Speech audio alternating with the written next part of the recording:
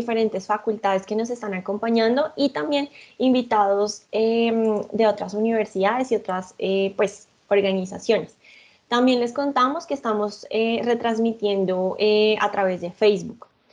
Entonces, bueno, básicamente, ¿cómo es la dinámica? ¿Qué es lo que vamos a realizar en este espacio?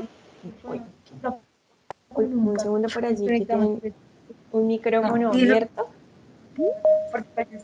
Un momento, muchachos. Un segundo, yo silencio a los participantes. Listo, como que ya. Bueno, entonces ahora sí les comentaba qué vamos a hacer en este espacio, cómo así Encuentros Ciudadanos. Bueno, lo que les puedo comentar es que mensualmente nosotros realizamos estos espacios. Este es el primer encuentro que hacemos en este año. El semestre pasado tuvimos 7 encuentros ciudadanos sobre diferentes temáticas. Entonces, nosotros lo que hacemos es básicamente invitar a un speaker con poder de transformación y todo el tema relacionado con las tecnologías. Si ustedes también quieren postular a alguien, pues también lo pueden hacer, me pueden escribir, ya más adelante les doy el contacto. Y básicamente es para que charlemos. Entonces, la idea es que ustedes activen los micrófonos, participen mucho. Son temáticas que realmente pues, son bastante interesantes y les pueden contribuir con pues, el proceso de formación realmente. ¿Cómo va a ser la dinámica hoy? Bueno, contarles que vamos a iniciar primero con la socialización de un proyecto. Hay unos chicos del semestre pasado de la asignatura Competencia Digital, CBD, no sé, Competencia Básica Digital, CBD, no sé si alguno de ustedes ya la vio, ¿cierto? Se da en primeros semestres. Y ellos, pues, brevemente les quieren comentar cómo fue su proyecto, cómo fue ese proceso. También están acá porque ellos ganaron un reconocimiento en el tema se ganaron un premio en competencia digital, así que realmente estos son proyectos que nos inspiran y pues precisamente queríamos que fuera visible a los demás los proyectos de los estudiantes. Entonces brevemente ya nos van a comentar. También les voy a enviar un enlace de una revista digital. ¿Qué van a encontrar en esa revista digital? Todos los encuentros, bueno, no todos, algunos encuentros que tuvimos el año pasado, donde pueden mirar qué invitados tuvimos, pueden escribirles a los correos, pueden revisar las charlas que tuvimos con esos speakers. Y ya, finalizando, vamos a tener a nuestro gran speaker, que es Sebastián Anzola. Sebastián ya está por acá presente y él nos va a contar todo el tema de la inteligencia artificial, pues aplicada a temas de sostenibilidad. Nos va a tener grandes ejemplos, entonces pues los invito a que estén muy conectados y pregunten sobre todo, realmente ese es un espacio para ustedes. ¿Listo? Entonces pues bienvenidos. Voy a darle el espacio a los chicos del proyecto. Por acá están, muchachos. Nicolás. Sí, buenos días a todos. Ya vamos a compartir pantalla un momento.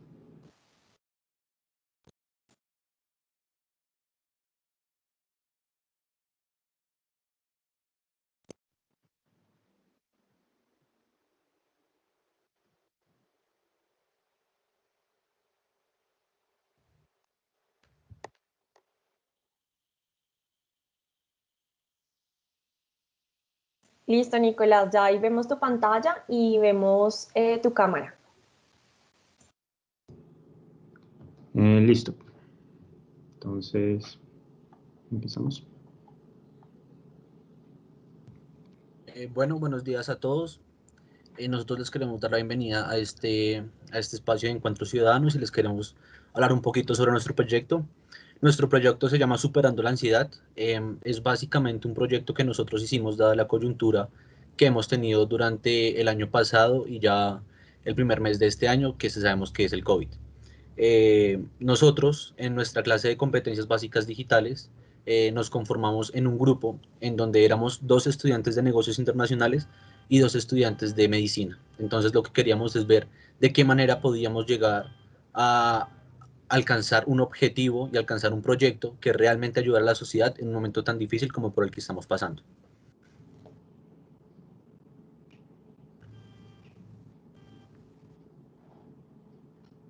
Bueno, pues como objetivo nos planteamos crear un curso online sobre el trastorno psiquiátrico conocido como ansiedad. Esto para que los afectados o interesados en el tema se puedan informar mejor y ser motivados a buscar tratamientos o técnicas que le ayuden a sobrellevar esta condición. Es importante aclarar que nuestro propósito no era crear una herramienta de autodiagnóstico y que además todas las circunstancias de la pandemia fue lo que nos impulsó a orientarnos sobre un tema en la salud mental.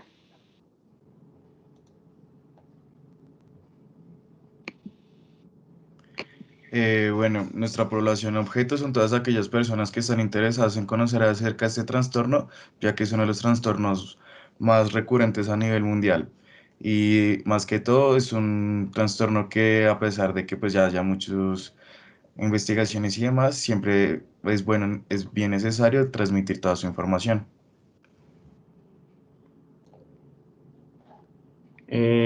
Bueno, en nuestra página, yo después les dejo el link por si quieren saber más. Hay una encuesta que pueden realizar y que pues nosotros hicimos y algunos resultados están aquí.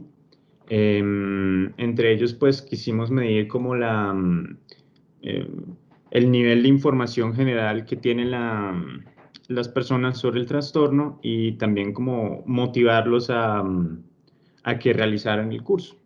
¿Sí?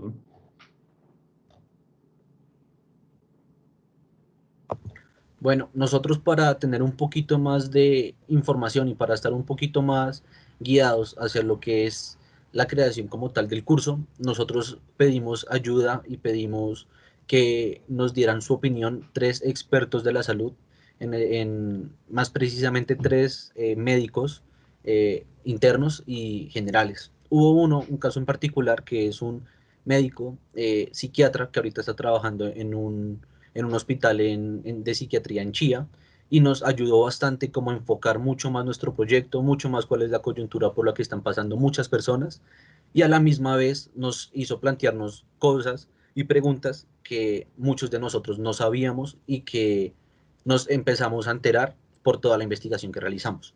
Entonces, por eso, para nuestra solución, nosotros tenemos nosotros lo que hicimos fue la creación de un curso en línea, que ya más adelante les mostraremos. Entonces, nosotros lo que hicimos fue a través de la plataforma de Moodle, eh, quisimos hacer un curso en línea, que es todo se maneja por la plataforma Mil Aulas. Entonces, hay un problema a tratar que es muy importante y que es que hay mucho desconocimiento y una estigmatización muy grande a lo que se refieren las enfermedades mentales. Y nuestro tema a tratar, que es la ansiedad, también se encuentra de estos problemas. Entonces, nosotros quisimos profundizar un poquito más en esto. Entonces, ¿por qué nosotros pensamos que la creación de un curso online acerca de la ansiedad era importante? Pues primero, porque se podía aprender de forma interactiva. Segundo, se podía mejorar el aprendizaje de las conductas y había una disminución de la información errónea.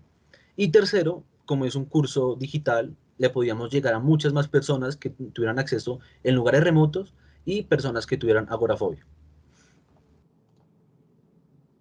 Nosotros aquí pusimos un ejemplo como respecto a lo que queríamos lograr en nuestro curso y básicamente ahorita más adelante les mostraremos como cuál es toda nuestra interfaz y cuál es la plataforma que nosotros hemos estado implementando.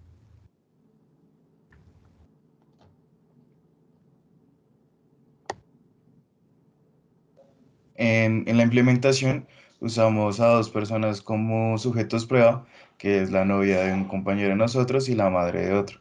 Y aquí podríamos ver los videos de cómo ellas interactuaron acerca de este curso.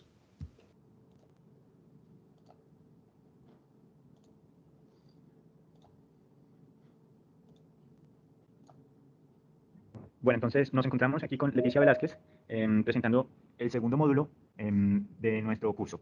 ¿Qué te ha parecido el curso hasta ahora? Me ha parecido interesante, no conocía de los síntomas de la ansiedad y fuera de eso, pues de los ataques de pánico y cómo es el comportamiento de la persona. ¿Por qué decidiste empezar a hacer el curso?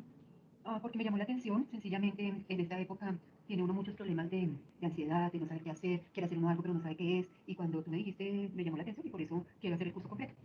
¿Y crees que este curso podría ofrecerle ayuda a personas que sufren de la enfermedad o a conocidos que la sufren? Más que sufren la enfermedad, creo que ayuda a entender, porque uno a veces tiene unos comportamientos raros. Pues, entonces, esto te ayuda a entender. Entonces, si tú estás en una situación sensible emocionalmente, este curso te puede abrir puertas para de pronto identificar alguno de estas emociones que has tenido últimamente. ¿Recomendarías que alguien hiciera este curso? Sí, se lo recomendaría, por ejemplo, a mi esposo. Se lo recomendaría a las personas que viven mucho tiempo ensimismadas, como que no son muy sociables. Se lo recomendaría porque de pronto necesitan conocer un poquito más del tema. Bueno, gracias por tu participación. De nada. Y bueno, ahora rápidamente les voy a mostrar como el curso como tal. Como pueden ver, esto es una visión pues de admin, pero las personas que entran aquí entrarían, verían la introducción, entrarían al primer módulo, pueden ver un video, hay lecturas que sacamos de libros de medicina, pero las simplificamos para el público general. Hacen un quiz y así pueden pasar al siguiente módulo de trastorno de pánico, luego fobias, consecuencias en la vida cotidiana, uso de sustancias y trastorno mixto, como se relacionaba con la depresión, y tratamientos, pero no farmacológicos, sino cosas como nutrición, ejercicio, meditación, etc. Y bueno, las personas que eh, quieren entrar al curso, pues deben llenar una encuesta y nosotros los matriculamos. La idea ahora sería continuar con el proyecto con los del semillero de investigación y idealmente agregar más cursos como de depresión o de adicción, entre otras cosas. Y bueno, este fue nuestro proyecto. Gracias. Listo, muchachos. Bueno, muchísimas gracias. Entonces, básicamente, como les mencionaba, este es un espacio para todos los estudiantes de la universidad y pues para personas externas. Y así como Nicolás, como el grupo Nicolás, pues nos comentaron su trabajo durante todo un semestre. Ellos fueron los ganadores, como les comentaba, del premio Competencia Digital el semestre pasado y pues este espacio también es para digamos, nombrar, ¿cierto? Estos productos que se destacan en los semestres. Así que muchas gracias, muchachos. Muy interesante todo este tema y bastante apropiado, pues, por estos tiempos. Si quieren, por el chat nos pueden compartir esa encuesta para ver si alguna persona quiere ingresar a ese curso. ¿Listo? Entonces, bueno, gracias a todos. Ahora sí, por allí estará Sebastián. Sebastián, ¿me escuchas? Hola Lina, buenos días. Ya. Hola Sebastián, ¿cómo estás? Déjame un segundito, estoy encendiendo la cámara. Claro que sí. ¿Ah, ya me pueden ver? Sí, ya, perfecto. Sebastián, bueno, muchísimas gracias por estar acá. Vamos con Sebastián, que es nuestro invitado, nuestro speaker de hoy. Sebastián, pues básicamente tiene el poder de transformación, consideramos, y también hace un uso de tecnologías. Vamos a ver algunos ejemplos que él nos ha traído. Y recuerden, muchachos, que la idea es que ustedes pues puedan participar a lo largo de toda la conversación. Sebastián, nos encantaría entonces que tú mismo te pudieras presentar, teniendo en cuenta pues que eres también de la casa, entonces, bueno, nos encantaría. Bueno, pues primero darte las gracias por el espacio, Lina. También saludar a todas las personas que pues, en este momento están viendo. De verdad es un gusto poderlos acompañar en este momento. Me presento, pues mi nombre es Juan Sebastián Anzola. Les cuento un poco cómo es mi perfil. Yo soy beneficiario del programa Serpilo Paga, fueron unas becas que dio el gobierno nacional en 2015, inició la primera versión, esa es la versión de la que yo hago parte. Estoy estudiando ciencia política en la Universidad de La Sabana, pues en este momento ya estoy básicamente esperando el proceso del grado. Y me he desempeñado como consultor en la firma PricewaterhouseCoopers. Allí empecé como practicante en el área de sostenibilidad, posteriormente estuve unos meses como consultor en la misma área y ya finalmente, pues digamos como que hasta el día de hoy estoy trabajando como consultor en el área de tecnología, en particular relacionado con los temas de tecnologías emergentes, inteligencia artificial e inteligencia artificial responsable. Entonces ese es como un poco el background del que yo vengo y ya les voy a compartir la presentación que tengo preparada para hoy. Sebastián, ¿cómo así que ciencias políticas y todo este tema de inteligencia artificial, sostenibilidad, cómo llegaste allí? Entonces, bueno, resulta que durante la carrera, pues nosotros recibimos un montón de formación como en diferentes áreas. Es realmente una formación bastante interdisciplinar. Y pues durante, digamos, a medida que yo iba cursando los semestres, me surgió el interés también por diferentes áreas del conocimiento, no solo, digamos, como que la formación curricular de la carrera, sino que también empecé como a tomar electivas de otras facultades, en particular, digamos, como que yo tomé electivas de la Escuela de Ingeniería, de la Facultad de Psicología y de la Escuela de Ciencias Económicas. Y pues eso me fue también abriendo un poco el espectro de las cosas que me iban interesando, ¿no? Siempre he tenido como un enfoque muy práctico, en el sentido en que me gusta como aterrizar los conocimientos que voy adquiriendo a proyectos concretos. Y yo sentía que, pues digamos como que si bien la formación en ciencia política me permitía identificar digamos, sí, un rango amplio de problemas y de posibles soluciones, pues un poco llevar esas soluciones a la práctica era algo complicado.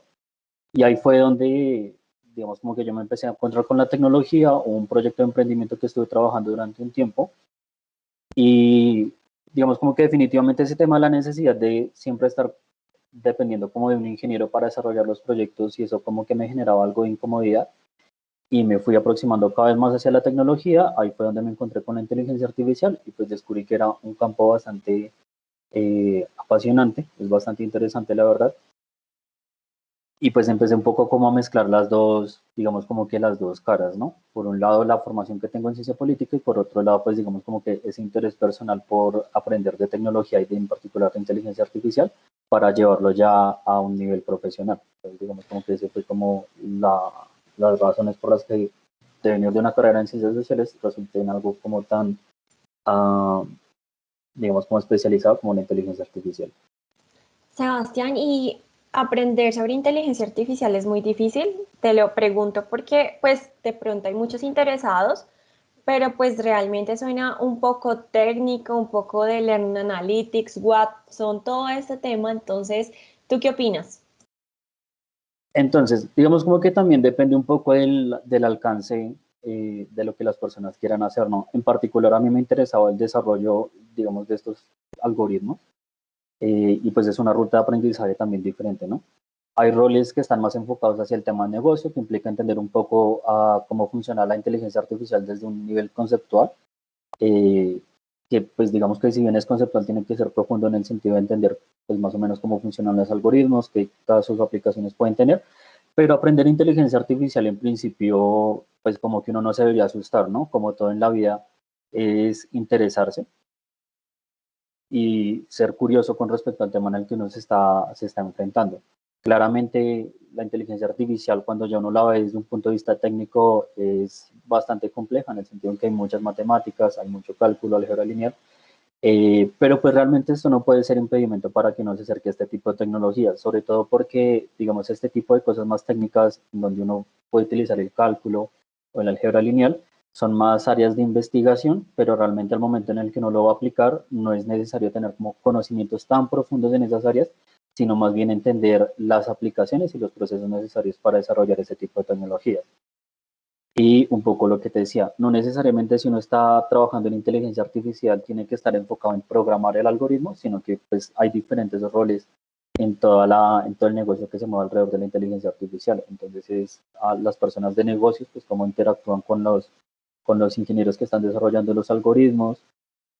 Hay diferentes roles que, por ejemplo, están en entender, además del negocio, digamos como que las fuentes de información y los datos, y ya las personas en concreto que se encargan del desarrollo de los algoritmos. Entonces, si alguien está interesado y se siente como, digamos, un poco cohibido, con temor de acercarse al campo porque puede parecer muy técnico y muy sofisticado, yo creo que definitivamente esa es una barrera de la que uno se tiene como que desprender y empezarse a aproximar y, y pues uno va a ir encontrando herramientas que le facilitan a uno este proceso de aprendizaje. En particular, yo recomendaría un libro que se llama Máquinas Predictivas, que de hecho es una de las fuentes que estoy utilizando para esta presentación y que da un contexto sobre las aplicaciones de la inteligencia artificial, pero digamos más desde la perspectiva de divulgación. Entonces no van a entrar como en profundidad en las cosas técnicas, sino tener un panorama un poco general de este conjunto de tecnologías. Listo, Sebastián, ahora sí, muchísimas gracias y bueno, adelante. Bueno, entonces, pues digamos un poco lo que planteaba Lina era, la idea es que esto se convierta en pues en una conversación que vamos a charlar, sobre todo solucionar dudas. Entonces, lo que yo hice fue preparar una presentación como una hoja de ruta que vamos a tratar de seguir, pero pues la idea es que a medida que vayan surgiendo esas preguntas y esas inquietudes, pues que vayan preguntando. Yo, como estoy en la presentación, de pronto Lina me podría colaborar con las personas que vayan teniendo preguntas. De pronto hay como un botoncito para alzar la mano o poner la pregunta en el chat y las vamos respondiendo a medida que vayan surgiendo.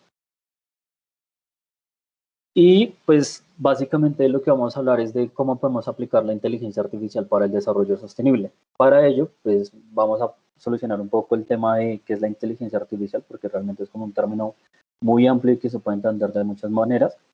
Y después de ya solucionar como este contexto general de qué es la inteligencia artificial, vamos a ver cómo podemos aplicar este conjunto de tecnologías al desarrollo sostenible o a problemas de desarrollo sostenible.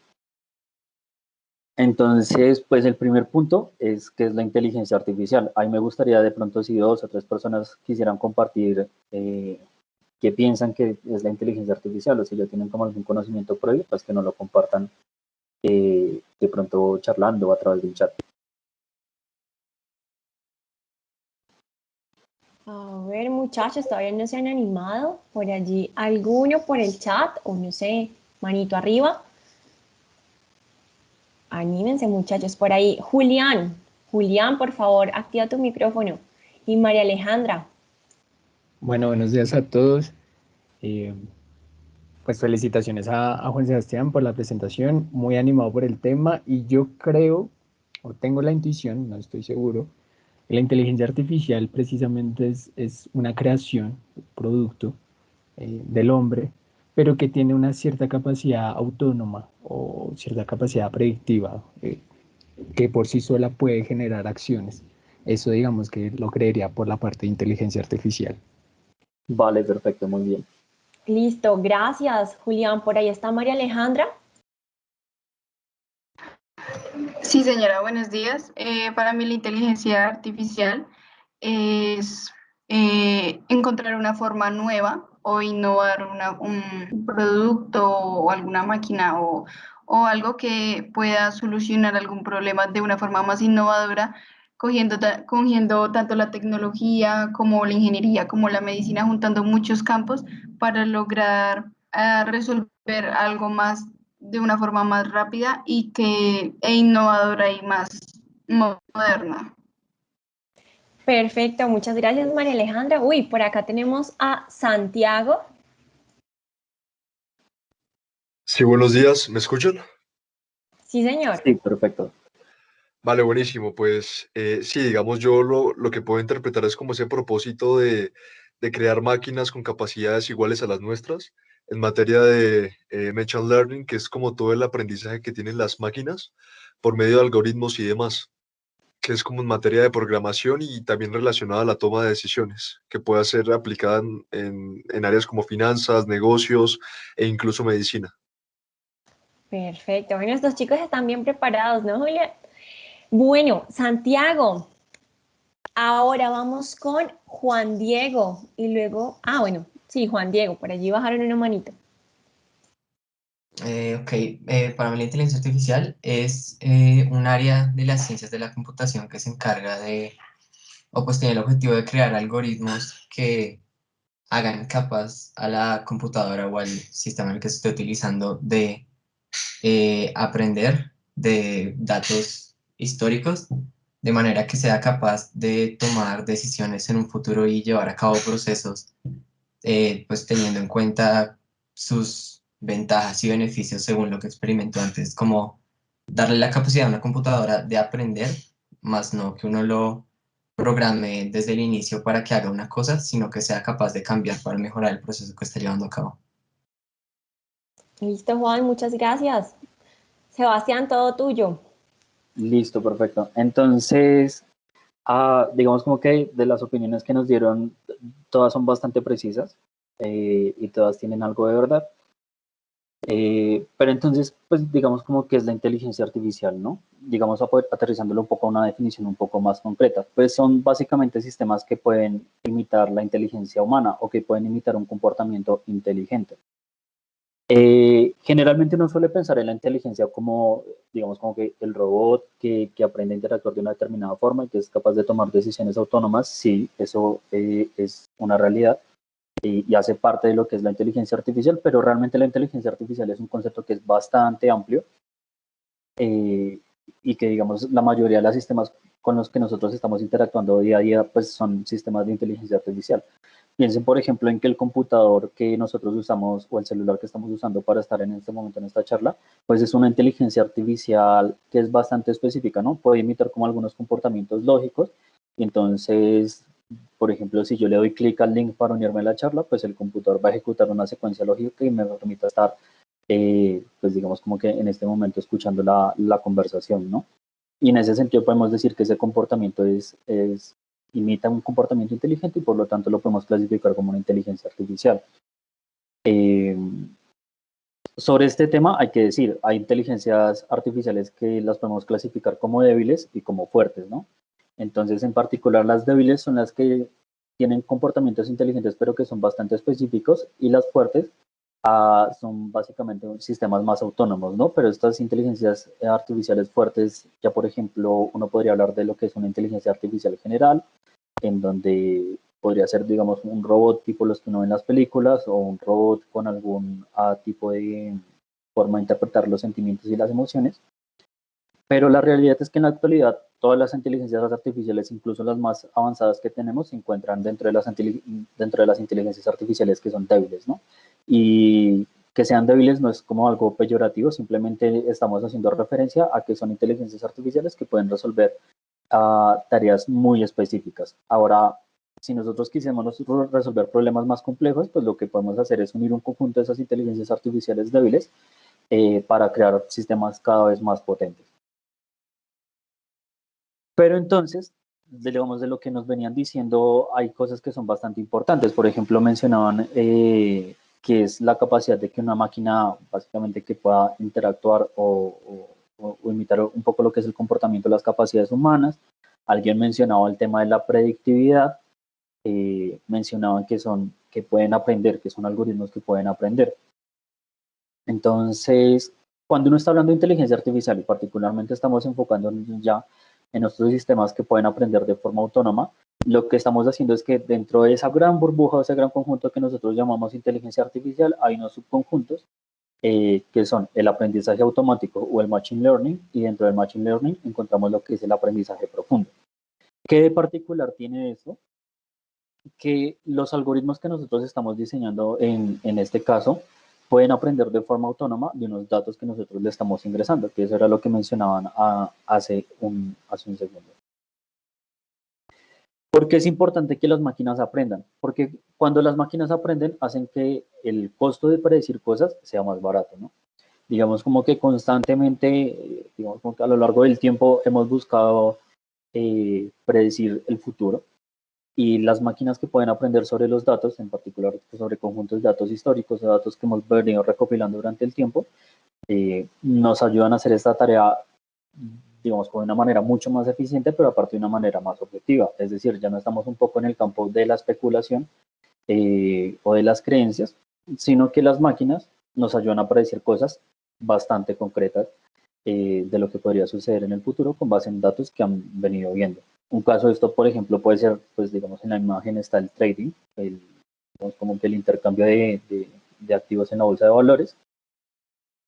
Y en particular en ese campo, pues hay una cosa que se llama trading de alta velocidad, y para eso se utilizan un conjunto de algoritmos de aprendizaje automático que lo que buscan es segundo a segundo predecir cómo van a ser las variaciones en el precio de las acciones o de los derivados que estemos negociando en la bolsa, para poder así tomar decisiones de compra o de venta. Esto pues digamos como que un poco de forma muy resumida, ¿no?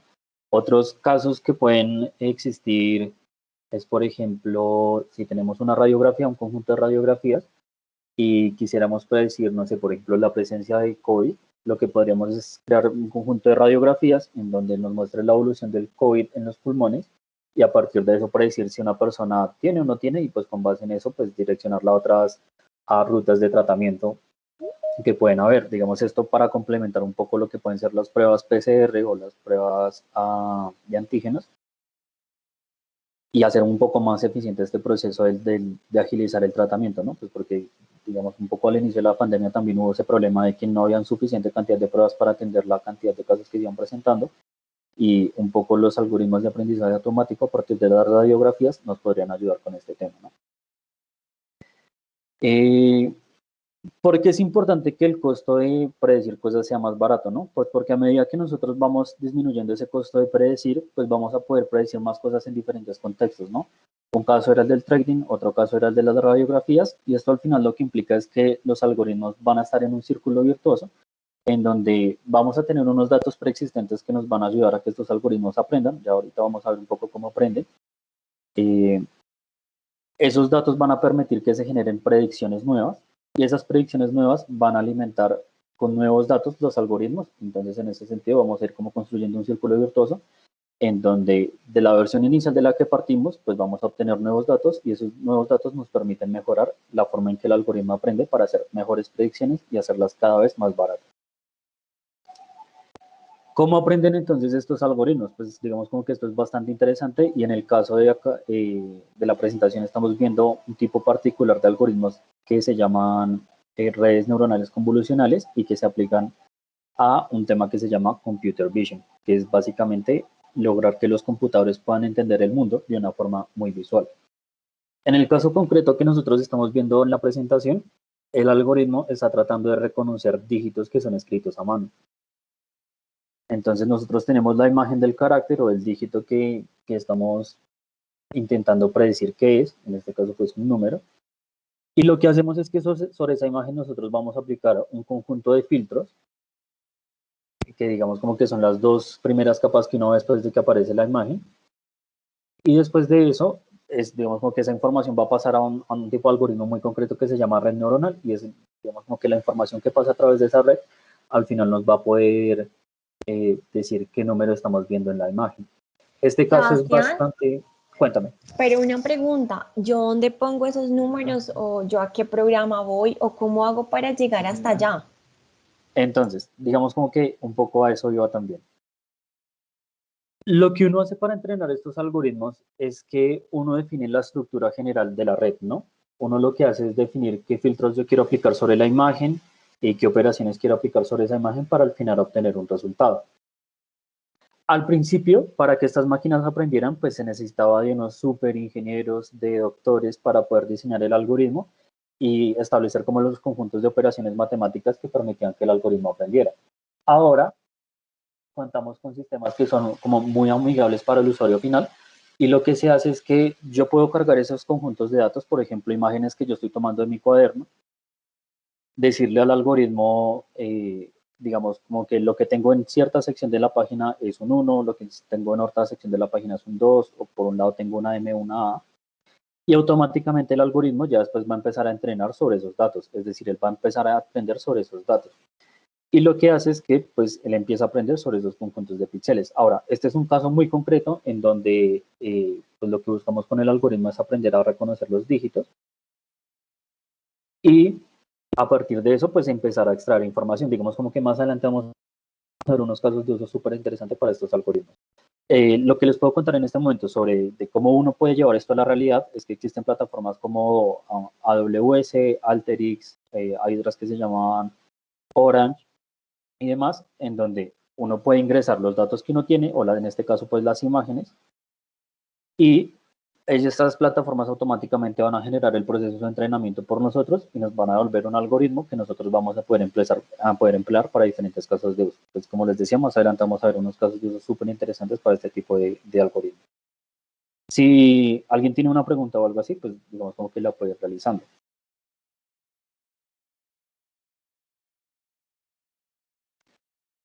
Hay otro caso de uso.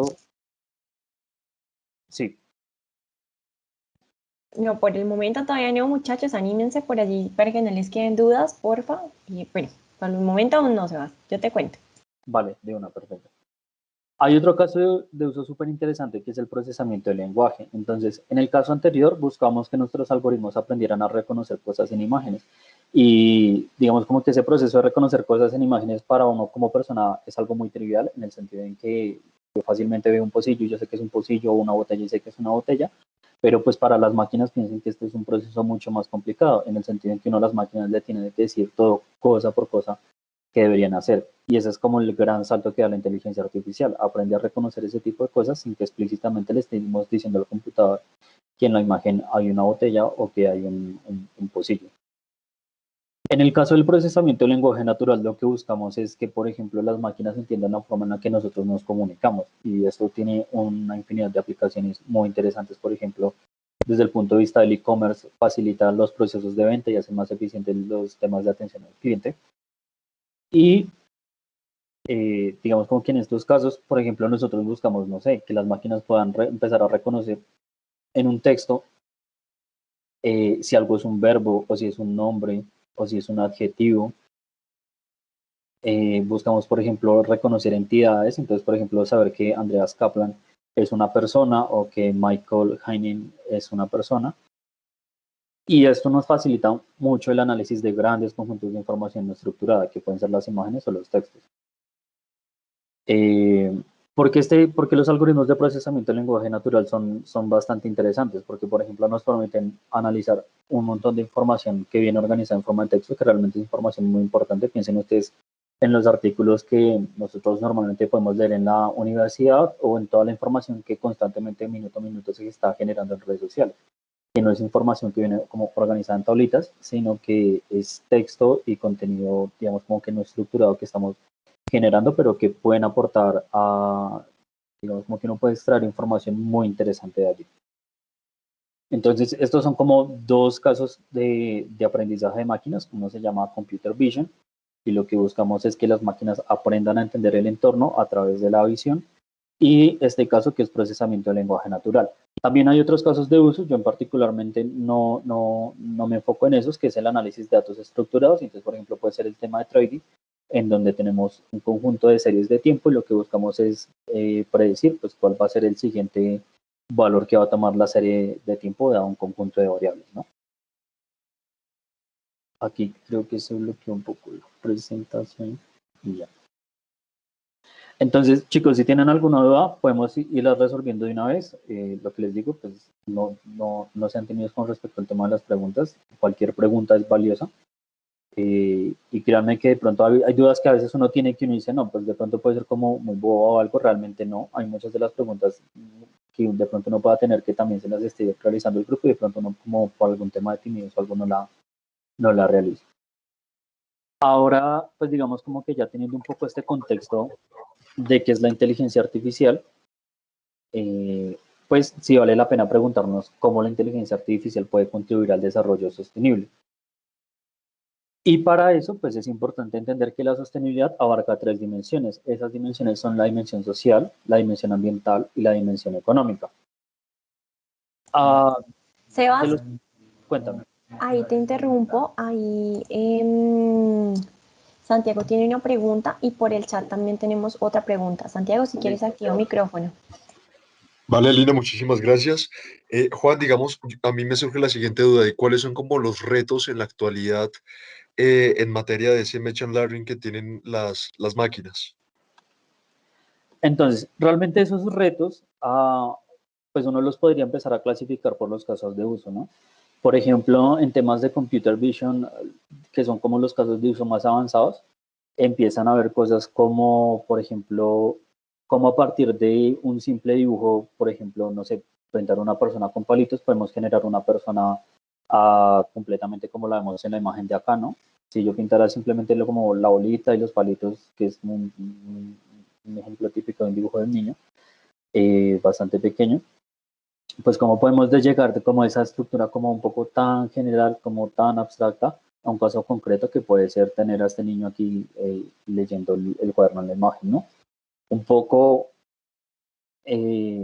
los retos en términos de machine learning es cómo logramos que esos algoritmos que ya pueden aprender de forma muy bien y nos pueden ayudar a resolver un montón de tareas, pues cómo los podemos evolucionar para que aprendan cosas más complejas, ¿no? Otro caso de uso que es súper interesante y que, por ejemplo, tiene aplicaciones en temas de conducción autónoma o de vehículos autónomos, es predecir el movimiento de las cosas que están en el fondo, que no podemos ver como digamos, como que tan directamente, ¿no? Es muy normal el caso en el que uno ve, digamos, como que uno tiene una persona al frente y por detrás de esa persona se está moviendo algún carro o algún objeto, pues digamos como que uno como persona interpreta que si el objeto se está moviendo por detrás, pues más o menos uno puede, o el cerebro de uno interpreta cuál es el movimiento de esos objetos y con base en eso pues uno se puede mover por el entorno, ¿no? Pero piensen ustedes que para esto para el computador es bastante complejo porque digamos de por sí ya es un reto que aprenda a reconocer objetos a través de las cámaras. Es un poco más difícil aprender a predecir el movimiento de objetos que se van ocultando a medida que la escena va ocurriendo, ¿no? Y esto digamos como que esto es bastante crítico, por ejemplo, en casos de conducción autónoma, en donde el conductor está recibiendo muchísima información, realmente es muchísima información la que está recibiendo un conductor todo el tiempo, y pues que una máquina pueda procesar esta información para que pueda tomar decisiones es bastante crítico a la hora de, por ejemplo, evitar un accidente o evitar atropellar o que un vehículo autónomo atropelle a una persona, ¿no? Es un poco los retos van en esa dirección. Con respecto al procesamiento del lenguaje, sí es verdad que los algoritmos en este momento, por ejemplo, pueden identificar fácilmente si en un texto hay una persona o si una palabra es un verbo, pero, por ejemplo, entender la lógica y la argumentación que hay en los textos es bastante complejo, ¿no? Entonces, si uno lo pensara en términos de procesamiento del lenguaje natural, es cómo desarrollamos un conjunto de técnicas que nos permitan entender la línea de argumentación que viene llevando el texto para poder entender un poco a profundidad qué es lo que se está diciendo allí, ¿no? Pues porque entender el lenguaje, hay casos de uso muy, digamos, como que se aplican mucho ahorita y es, por ejemplo, entender los sentimientos, pero esos sentimientos, por ejemplo, uno los trata de aplicar, no sé, si yo estoy hablando de inteligencia artificial, entonces mi sentimiento sobre inteligencia artificial es negativo y dentro de los contextos negativos puede ser que yo tenga miedo a la inteligencia artificial. O puede que yo tenga un sentimiento positivo y es que me sienta emocionado por las oportunidades que estas tecnologías abren para el desarrollo sostenible. Pero digamos como que son tareas como muy específicas y muy concretas, pero ya llevar estos algoritmos al nivel de que puedan entender la argumentación que se viene desarrollando en un texto son casos de uso y son retos bastante interesantes en procesamiento del lenguaje. Me decías, Lina, que había otra pregunta. No sé si ahí le contesté y si quedaron claros como un poco los datos. Sí, sí, Juan, muchísimas gracias. Vale. Sí, Sebas, por acá tenemos una pregunta. ¿Cómo pueden empezar las máquinas a diferenciar entre cosas que sean similares?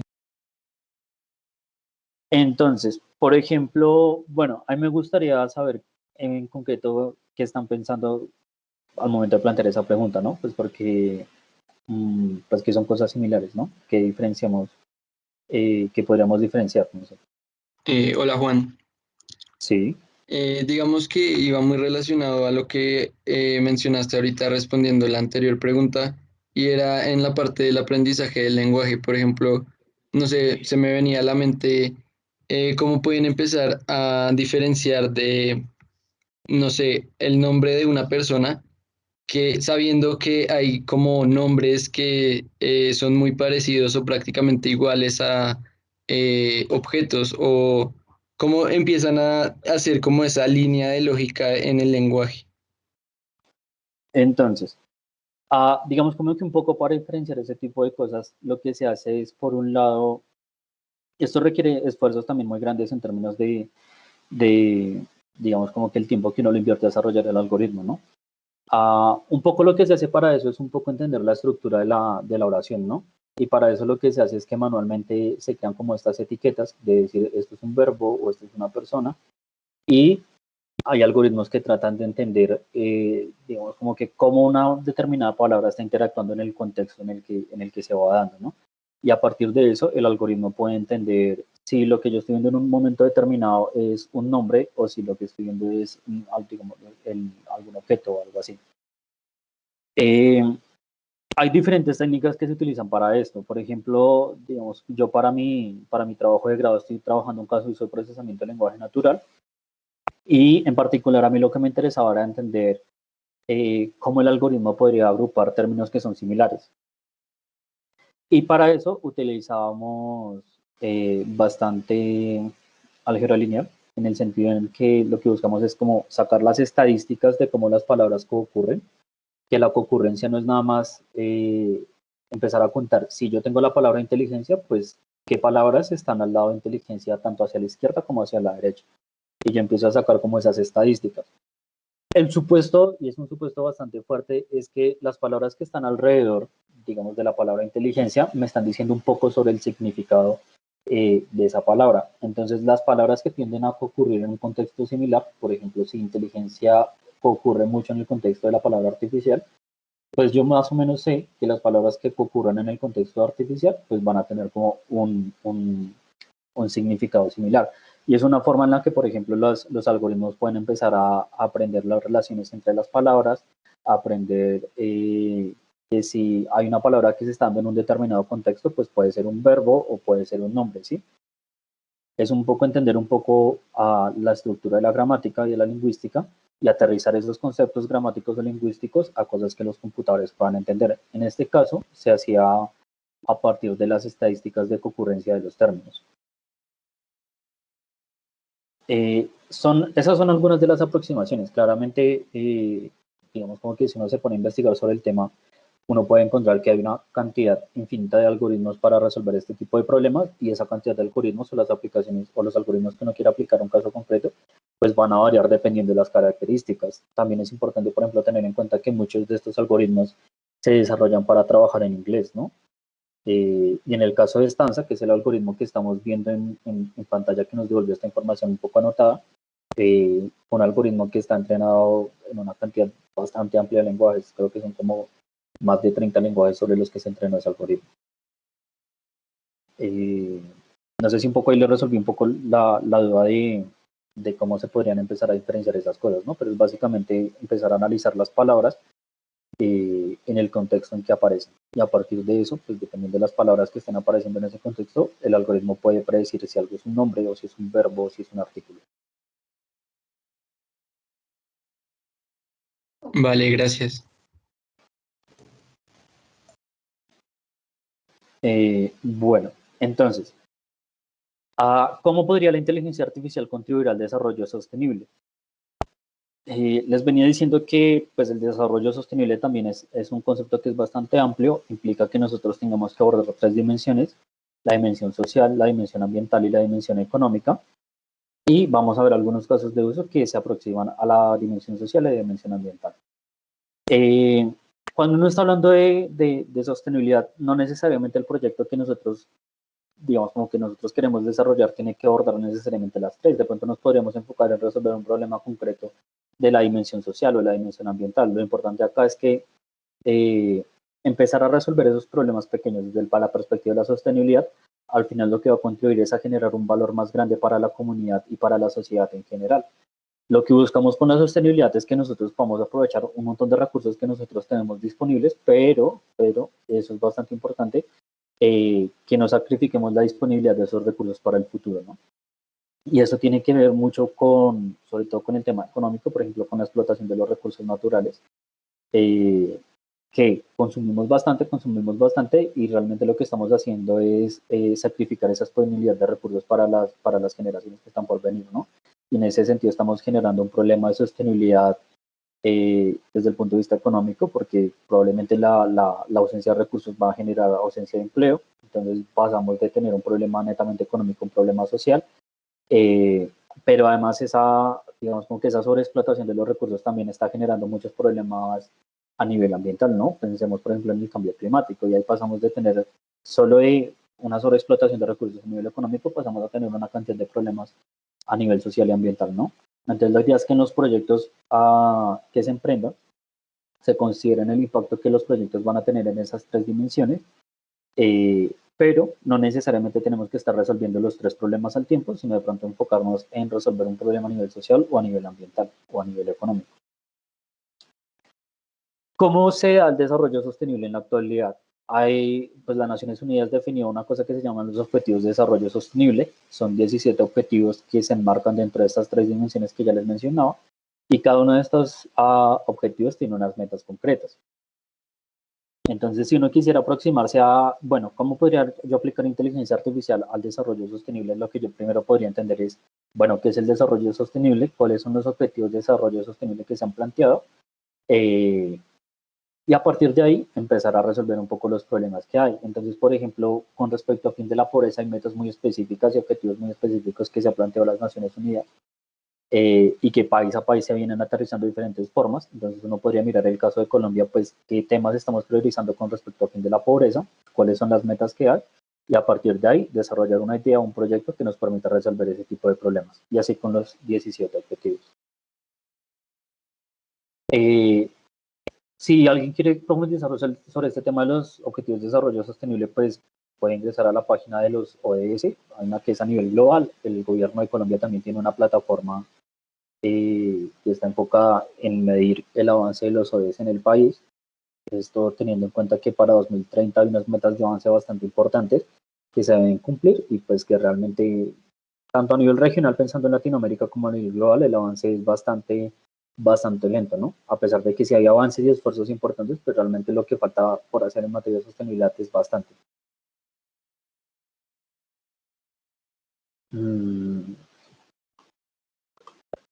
Entonces, ¿qué casos de uso podríamos encontrar para la inteligencia artificial en materia de sostenibilidad? Aquí ya nos vamos a empezar a meter un poco con el tema de aplicaciones concretas a temas de desarrollo sostenible. Un tema que es bastante importante es la gestión de residuos, ¿no? Por ejemplo, el plástico que nosotros desechamos tiene un impacto tremendo en los ecosistemas, por ejemplo, en el mar o en los ríos. El impacto que digamos, como que estos materiales tienen en la biodiversidad es gigante. Por ejemplo, piensen ustedes, todo el tiempo uno ve los casos de los animales que se comieron una bolsa y se asfixiaron o que quedaron atrapados, por ejemplo, en estas laminitas que se utilizan para amarrar los six-pack de cerveza. Son, digamos, como que los residuos digamos, como que con una gestión mala, pueden tener un impacto bastante negativo y pues eso es algo que vemos todo el tiempo. También, por ejemplo, los tapabocas, que son un residuo biológico o que contienen residuos biológicos, pues una gestión inadecuada pues puede generar un montón de infecciones e incluso podría contribuir un poco a que se expanda el virus, ¿no? Y que era un tema bastante obvio cuando empezó el tema del COVID, que los tapabocas iban a ser un problema de gestión de residuos, pero pues como que muy poco se desarrollaron soluciones o se planteó esa problemática al inicio. Y ahora estamos viendo cómo hay tapabocas por todos lados regados en cantidad infinita de ecosistemas. Con respecto al reciclaje, el caso de uso concreto que yo les traigo es una aplicación que yo estuve desarrollando cuando estuve en la universidad y que ahorita le estamos tratando de dar otra, digamos, como que una vuelta más para poder llevar esto como a generar impacto a gran escala.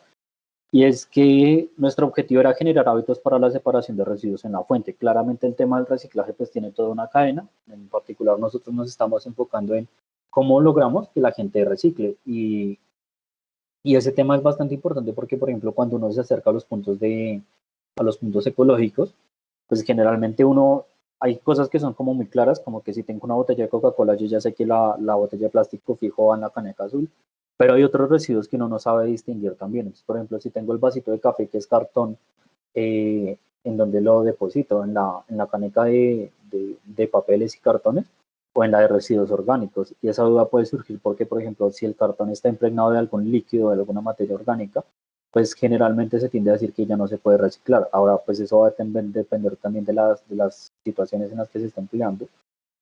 Pero un poco el objetivo con este proyecto era un poco generar una solución a los hábitos de separación en la fuente de los residuos. El caso concreto de uso era un algoritmo de computer vision, estos algoritmos que aprenden a reconocer el entorno y que a partir de reconocer, por ejemplo, no sé, una botella plástica o un vaso de café, le indicará a la persona con luces en cuál de las canecas debería depositarlo. Y digamos como que era generar un hábito como un poco de una forma pasiva, ¿no? En el sentido en que si el dispositivo está ahí, yo lo podría usar para reconocer mi botella en cuál de las canecas podría ir, yo la voy botando, pero digamos como que ese uso un poco continuo podría generar el hábito en mí de clasificar los residuos de manera correcta sin que explícitamente yo tenga que aprender a hacerlo, y que es un poco también que es un tema pues digamos como que hay gente que sí le interesa bastante el tema de aprender cómo se clasifican los residuos, hay gente que no le interesa bastante y que de pronto no necesariamente tiene que aprenderlo explícitamente, sino pues un poco generar ese hábito. Y lo que usamos con este dispositivo era hacer, poder generar ese hábito utilizando inteligencia artificial. Lo que hicimos para este caso fue coger un conjunto de, digamos, lo que yo hice fue generar un conjunto de fotos. Entonces, como que constantemente yo le iba tomando fotos a las cosas que tenía, por ejemplo, que se me en una botella, en un vasito de café, en un paquete de papas. Y esas fotos fueron las que yo utilicé para entrenar este algoritmo. Entonces, yo las cargué en un conjunto de carpetas y ejecuté un proceso de entrenamiento que lo que hacía era clasificar las botellas, latas de aluminio, botellas de vidrio, también creo que tenía en ese caso, y paquetes de papas variados, ¿no? Y con base en las predicciones que el algoritmo hiciera, pues yo iba a activar unas luces, que en este caso pues se pueden ver como en esta parte de la imagen. Y entonces, si era una botella, entonces la luz iba a prender de azul. Si era una manzana, pues la luz iba a prender de verde porque iba para residuos orgánicos. Si era un vasito de cartón, entonces iba a alumbrar de luz blanca, pues en este caso iba para la caneca gris, pero pues luz gris no hay. Entonces alumbraba de luz blanca para indicarle a la persona pues que lo que tenía que depositar en la caneca de los cartones, ¿no? Y para este caso lo que hicimos fue utilizar un algoritmo que se llama redes neuronales convolucionales, que era el del ejemplo que vimos anteriormente. Y la forma en la que funciona ese algoritmo es que pues entra la imagen, a esa imagen se le aplican unos filtros y lo que se busca con esos filtros es reconocer características propias de la imagen, por ejemplo, los bordes de la botella. Eso es bastante importante a la hora de clasificar, por ejemplo, de distinguir una botella PET de una botella de vidrio. Distinguir los bordes es bastante importante porque, por ejemplo, las botellas PET en la parte de abajo tienen una forma muy particular que no la tienen las botellas de vidrio. Y si estamos tratando de clasificar a partir de las imágenes plástico de vidrio, pues esa es información bastante útil que nos va a poder ayudar a resolver ese problema donde tenemos dos cosas que son bastante similares, el plástico y el vidrio, pues a nivel de imagen, para poderlas clasificar de forma correcta. ¿Qué canales de distribución estamos usando para generar impacto con este dispositivo? Pues generamos un dispositivo de Internet de las cosas, que el primer prototipo es este que ustedes ven en la imagen, que consta de un sensor de distancia, pues para saber cuándo la persona se aproxima al dispositivo, una cámara. Internamente esto tiene una tarjetica donde está cargado el algoritmo y que está procesando las imágenes y finalmente pues un periférico que es la salida de luz, ¿no? Ahora, esta era como la versión más compacta. Se plantearon como diferentes alternativas. Por ejemplo, una de las alternativas era que cada caneca tuviese como un bombillito para que la persona específicamente supiera cuál era y no tener que solo guiarse por el color que está indicando el dispositivo. Otro caso de uso que estamos desarrollando en este momento para este tipo de aplicaciones es un chatbot, en donde, por ejemplo, la persona le pueda compartir al algoritmo una imagen a través de WhatsApp o a través de Messenger de Facebook o a través de Telegram. El algoritmo recibe esa imagen y le vuelve el feedback a la persona. Entonces, lo que usted tiene acá es una botella plástica y esta botella plástica, por lo general, se tiende a depositar en la caneca azul. Una ventaja gigante que hay ahora es que el gobierno estandarizó este tema de la clasificación por colores para todo el territorio nacional. Entonces, eso facilita un poco la tarea, porque antes era como Bogotá tiene un sistema de clasificación de residuos, Chía tenía otro sistema de clasificación por colores y Cajicá tenía otro. Entonces, como que lograr esas adaptaciones era un poco más complejo, pues porque así ya teníamos como que programarlo específicamente para los diferentes casos. En el sentido de decirle, pues si es una botella y en Bogotá es azul, pero en Cajicá es amarillo, pues entonces ya no me vuelva luz azul, sino vuelva luz amarilla. Entonces eso era un tema de escalabilidad ahí.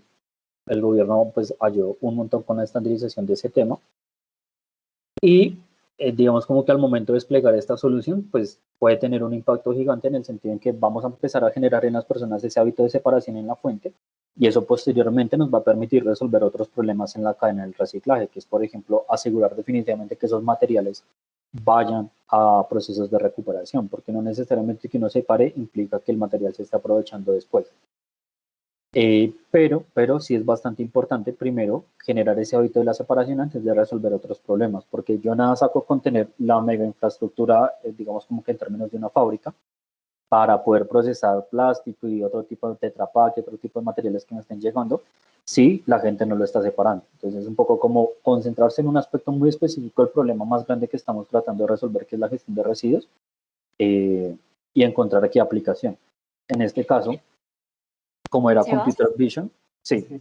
Ay, allí precisamente creo que ibas a resolver la pregunta porque acá Jair tenía una pregunta de en qué programa te apoyaste para desarrollar el prototipo. Entonces, para desarrollar este prototipo, pues básicamente lo que hicimos fue un poco plantearnos el problema a nivel conceptual, que era lo que queríamos hacer. Después de eso trabajamos en el tema de la recolección de datos, que es bastante importante. Está un poco tratando de seguir un flujo de lo que son los problemas de analítica o inteligencia artificial. Y posteriormente nos apoyamos en una tecnología que se llama TensorFlow, que es un framework para desarrollo de inteligencias artificiales desarrollado por Google, y el algoritmo en concreto fue programado en Python.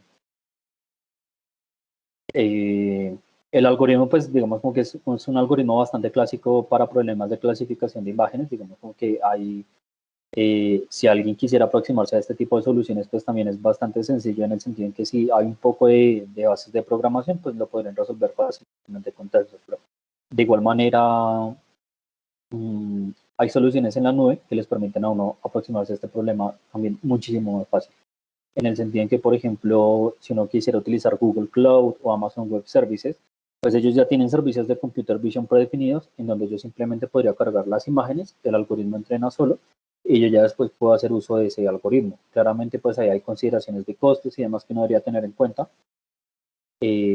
porque si yo desarrollo la solución propia, pues voy a de pronto a incurrir en algún costo en el sentido del entrenamiento, pero de pronto la predicción no me va a costar tanto.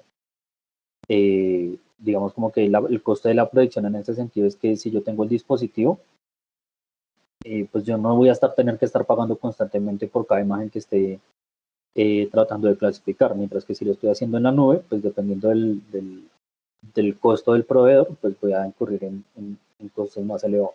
Y eso es una consideración bastante importante, por ejemplo, a la hora de sacar de pronto proyectos que tienen un impacto un poco más local, ¿no? Qué tantos recursos voy a tener yo disponibles para la solución y optar por un enfoque de desarrollarlo no desde cero, pero sí un poco más a nivel de la programación, o desarrollarlo con un autoservicio como puede ser Google Cloud o Amazon Web Services, donde hacen todo por mí y yo simplemente tengo que finalmente consumir el algoritmo ya entrenado. Para esto también hay muchos enfoques que se podrían utilizar, ¿no? Yo utilicé TensorFlow, pero hay otros frameworks de desarrollo para inteligencia artificial. Hay uno que es bastante famoso y se llama PyTorch. Ese es desarrollado por Facebook. En ingeniería se suele utilizar mucho un algoritmo, una plataforma que se llama MATLAB. También ese ya es muy específico para los ingenieros, me parece a mí. Es más un poco para los temas que ellos manejan. Pero se podría desarrollar en esa plataforma y son como a grandes rasgos como las 3 o 4 plataformas que uno podría para desarrollar que uno podría usar para desarrollar este tipo de solución. No sé si ahí quedó clara la respuesta a la pregunta. Sí, muchas gracias. Vale, perfecto. Entonces, este es un caso de uso que yo desarrollé durante la universidad, precisamente buscando generar este tema de los hábitos para la separación de residuos en la fuente.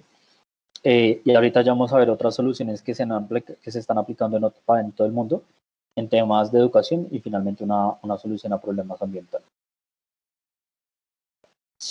Bueno, el último punto sobre esta solución de reciclaje, que es bastante importante que tengan en cuenta. Cuando uno desarrolla este tipo de soluciones, lo importante no es solo la solución a nivel técnico, sino cómo ustedes la van a explicar para el usuario final, ¿no? Generalmente, bueno, aunque de pronto eso también es un prejuicio mío, es que uno quiere que todo sea una aplicación, ¿no? Entonces yo quiero desarrollar una aplicación para tal cosa, una aplicación para tal cosa, pero realmente a veces es más fácil utilizar los ecosistemas existentes que hay, ¿no? Entonces, por ejemplo, el tema del chatbot ahí surgió como una solución bastante interesante en el sentido en que disminuye un montón los costos de desarrollo, en el sentido en que yo no tengo que desarrollar para una aplicación para iPhone, o una aplicación para Android, ahora una aplicación para Huawei, sino que simplemente utilizando los ecosistemas existentes como pueden ser Facebook o WhatsApp, pues ellos ya se han gastado un montón de dinero en desarrollar esa solución y lo que yo puedo aprovechar es que la gente ya tiene un hábito de usar esas aplicaciones para yo poner en producción mi solución y que la gente la pueda empezar a usar. Entonces ese tema de cómo yo distribuyo la solución también es bastante importante. Y también va a depender del segmento o el cliente al que yo le estoy intentando llegar. Un caso de uso sobre aprendizaje eficiente. Como veíamos anteriormente, dentro de los objetivos de desarrollo sostenible, pues hay 17 metas. Una de esas metas es la que le apunta al tema de la educación de calidad. Y en temas de educación hay retos gigantes. Yo creo que acá en Colombia, pues la mayoría de las personas somos conscientes de que la educación de alta calidad es realmente un privilegio. No todo el mundo puede acceder a educación de alta calidad. Y en particularmente, por ejemplo, las zonas rurales o las zonas que están alejadas un poco de las grandes ciudades sufren mucho de este tipo de inconvenientes.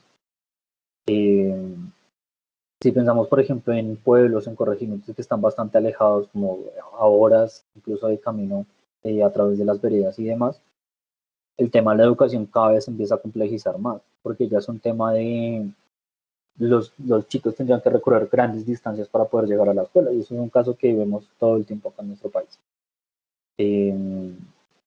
Ahora con el tema de la pandemia es que ya los chicos no pueden desplazarse hasta el sitio donde deben de aprender, sino que todo es a través de guías y como que la educación se hace bastante compleja en ese sentido, ¿no?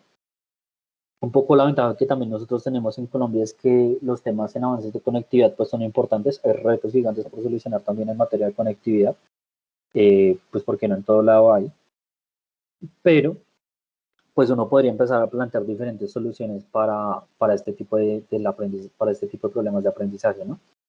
Entonces, si lo que estamos buscando es que los chicos aprendan matemáticas, pues en China desarrollaron un caso de uso que se llama Xiaoyuan Poushuan. Y el objetivo de esta solución es verificar de forma automática las tareas de matemáticas de los estudiantes. ¿Qué algoritmos se utilizaron en este caso de uso? Pues era un algoritmo de computer vision y aparte lo estamos integrando con un tema de analítica. Y lo que el algoritmo hace es reconocer las operaciones que los estudiantes están haciendo y a partir de eso brinda retroalimentación. Entonces, fíjense que, por ejemplo, el caso que veíamos al primero de la red que estaban tratando de reconocer números, acá tiene una aplicación muy concreta y bastante importante en temas de educación, y es que si yo tengo un montón de niños distribuidos alrededor de diferentes veredas, pues lo que yo podría aprovechar es que en la mayoría de casos, los papás o el tutor del chico puede tener un smartphone, que sea de alta o de baja gama, en este caso no va a ser tan relevante. Y lo que yo puedo crear es un canal de comunicación en donde el papá le tome una foto de la tarea que el niño realizó, el algoritmo automáticamente evalúa si las operaciones fueron resueltas o no de manera correcta y le brinda retroalimentación al chico y al papá sobre, por ejemplo, en qué problemas en concreto el chico está teniendo más problemas. Entonces, si es un problema de división, no, el niño lo hace súper fácil en divisiones que son de un solo dígito, pero cuando ya viene división por 3 cifras, digamos como que se pierde totalmente, ¿no? Entonces, en vez de enfocarnos en general en el problema de que el chico aprenda a dividir, podríamos enfocarnos en enviarle contenido que esté apuntando a resolver esa problemática concreta que el chico tiene sobre la división de 3 cifras. Lo mismo puede ser en casos más avanzados, pues en la imagen vemos un ejemplo como de temas relacionados un poco con álgebra, y es si el algoritmo puede estimar de manera correcta si el chico resolvió o no bien de manera el problema de álgebra que se le está planteando, pues como nosotros le devolvemos información que le permita al chico mejorar. Y esto a nivel de educación es bastante trascendente, ¿no? Porque si teníamos 50 chicos que antes estaban en un salón, ahora los tenemos distribuidos por veredas y en sus respectivas casas, pues al profesor le va a ser bastante complicado, por un lado, empezar a recopilar esa información para poder evaluar a los muchachos, pero aparte va a ser mucho más difícil estarlos atendiendo caso a caso y darles retroalimentación. Entonces aquí estamos viendo un caso en donde para comunidades que estén alejadas, podríamos plantear de pronto una aplicación que no requiera conexión a internet o un chatbot en los casos que esté disponible, para poder hacer este tipo de evaluaciones. Pensando también en que, por ejemplo, no todos los chicos en las veredas tienen acceso a un computador para hacer las operaciones dentro de un entorno como digital. Ese caso era en China.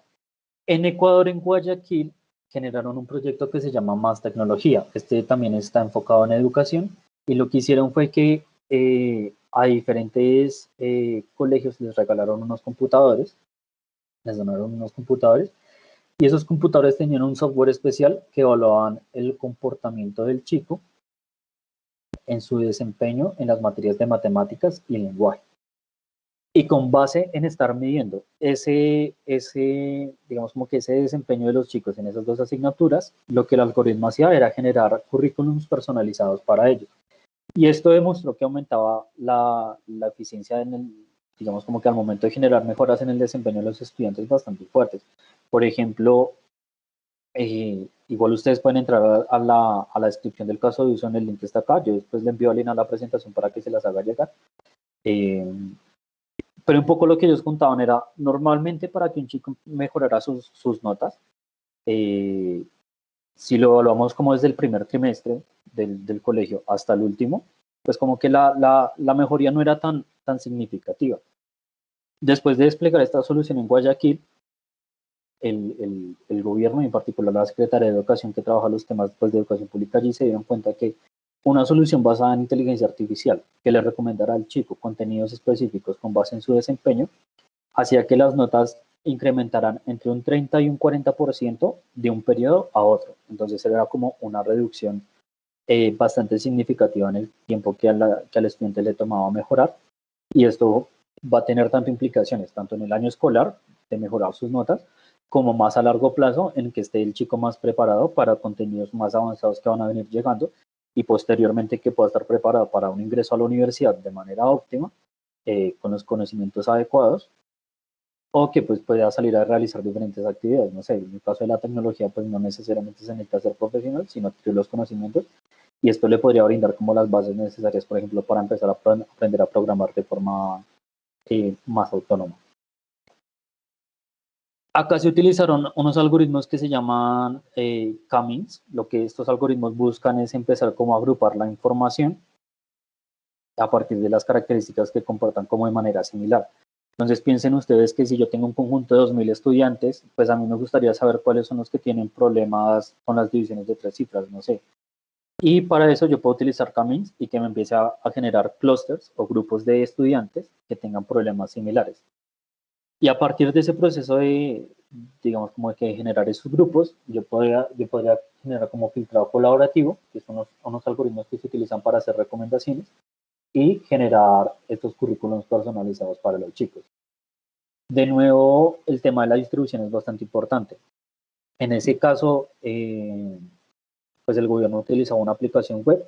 Y una aplicación web no es más que una página de internet en donde pues, yo accedo a diferentes contenidos, por ejemplo, Virtual Savannah, en cuanto que la Savannah es una aplicación web, o el SIGA es una aplicación web. En este caso, pues lo que se hacía es que los chicos accedían a la mayor parte de las evaluaciones y todo el tema a través de esa aplicación, y pues era un poco más fácil la recolección de la información en el sentido en que yo ya no necesito un algoritmo que esté reconociendo el chico que está haciendo en el cuaderno, sino que directamente yo estoy midiendo el desempeño a través de una plataforma digital y eso me facilita un montón de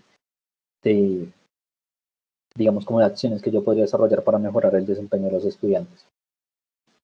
Estos son dos casos de uso bastante interesantes en tecnología. Uno en donde vemos computer vision, un caso en el que los estudiantes tienen bastantes limitaciones con respecto al tema digital. Y otro caso en donde en una ciudad como Guayaquil, pues podemos desplegar fácilmente equipos de cómputo y que la recolección de la información sea netamente digital para poder entrenar nuestros algoritmos y ofrecer una solución a los estudiantes. No sé si de pronto alguien tenga dudas con respecto a estos casos de uso en educación, o si tengan una idea que de pronto les gustaría aplicar, de pronto la podemos discutir y ver qué tipo de solución podría ser también interesante. Digamos como que el tema no es solo preguntas, sino que puedan solucionar en general cualquier inquietud que les pueda surgir. Sebastián, ¿me escucha bien? Sí, ahí lo estoy escuchando. No sé si soy yo únicamente, pero creo que la conferencia se congeló. Me aparece lo de más tecnología y en el caso de China, la conferencia, las diapositivas, ¿están ahí o usted está ubicado en otra diapositiva? Yo estoy en más tecnología en este momento. Entonces sí, perfecto. No, y también entonces, pues primero, tengo dos asuntos. El primero es felicitarlo también por el proyecto con el reciclaje, la separación de Vale, la muchas fuente. gracias. Me parece súper genial, importante y necesario también. Y lo segundo también es un aporte que, pues desde mi experiencia trabajando también un tema similar, quiero compartir de que, pues yo no conozco nada de esto a profundidad, sobre inteligencia artificial. Y me parece muy interesante, quiero aportar es la importancia de que aquellos que de pronto no ven que sea muy fácil aprender la inteligencia artificial o programar, de pronto sí, no sé, me gustaría discutir sobre todo con usted, Sebastián, la importancia de cómo contribuir a que esta inteligencia artificial se expanda. Y lo aterrizo en un caso concreto, por ejemplo, el de reciclaje, cuando vemos que el algoritmo tiene que aprender a diferenciar qué tipo de residuo tiene que ir en tal caneca. También yo creo que no sé cómo sería ese proceso para que las personas que no quieren, que no son muy, que no les llama mucho la atención el programar y el interesarse por la inteligencia artificial, sí que puedan contribuir a dar información y a saber, digamos, alimentar esas bases de datos de la inteligencia artificial. Y en el caso concreto, pues no sé, digamos, si yo voy a depositar una servilleta, pues de pronto saber diferenciar bien con los técnicos y con la experiencia, saber si la servilleta está contaminada, porque pues de pronto a simple vista uno no puede saber si la servilleta está contaminada por alguien que tuvo gripa o COVID o lo que sea, y que a simple vista en una imagen la servilleta puede ser que parezca bien, que no esté sucia de algún alimento orgánico. Entonces me gustaría saber es cómo de pronto usted, de pronto su experiencia ha identificado que las personas puedan ayudar a alimentar esa base de datos y sobre todo apoyado en estos temas prácticos de educación y de reciclaje y no tanto como en likes o en comentarios o en los vistos en las redes sociales, sino en aquellos eventos que son un poquito más prácticos, ¿no? Que necesitan ese tipo de soluciones casi inmediatas. De acuerdo. Gracias. Entonces, ese tema que nos plantea es bastante importante, ¿no? Porque a la hora de uno aproximarse a un problema de inteligencia artificial, hay un tema que es clave y es la recolección de los datos. Y eso suele ser un proceso que es bastante costoso. No necesariamente tiene que ser costoso en términos de dinero, pero por ejemplo, sí en las inversiones de tiempo que se necesitan para recolectar la cantidad de datos adecuada. Y puede que haya personas que estén bastante interesadas en contribuir a este tipo de soluciones que no necesariamente tienen que ser desde el punto de vista técnico.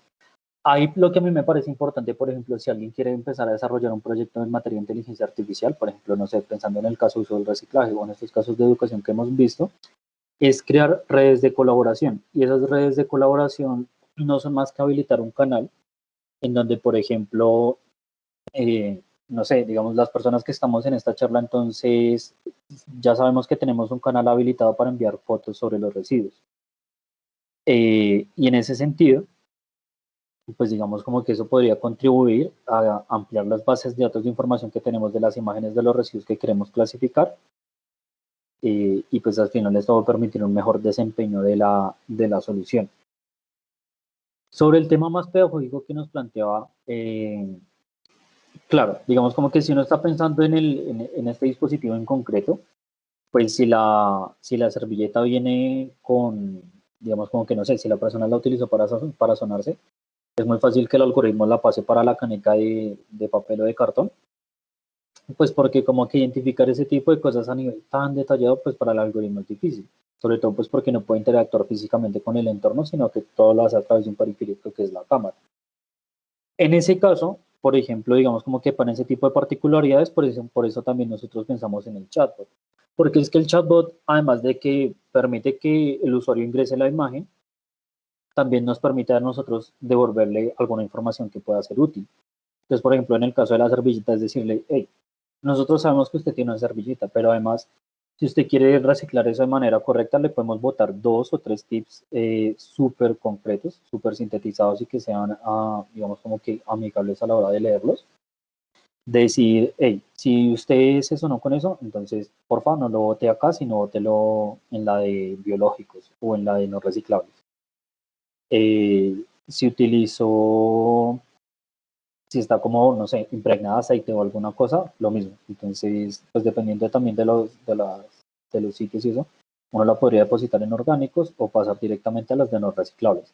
Entonces, ese es un tema de establecer canales de comunicación con el usuario, ¿no? Porque esos algoritmos son bastante potentes en el sentido en que pueden solucionar un montón de problemas, pero también tienen otra cantidad de limitaciones importantes. Y es, al momento de uno plantear la solución, es importante tener en cuenta tanto los aspectos positivos como los negativos, o más que negativos, pues las limitaciones que la solución puede tener y cómo vamos a plantear estrategias que nos permitan comunicar esas limitaciones al usuario final. Y en el sentido de transmitir esas limitaciones, no es decirle, hey, es que esto no puede clasificar bien las herbivistas, sino darle al usuario final algunas consideraciones sobre ese residuo que tiene en el momento.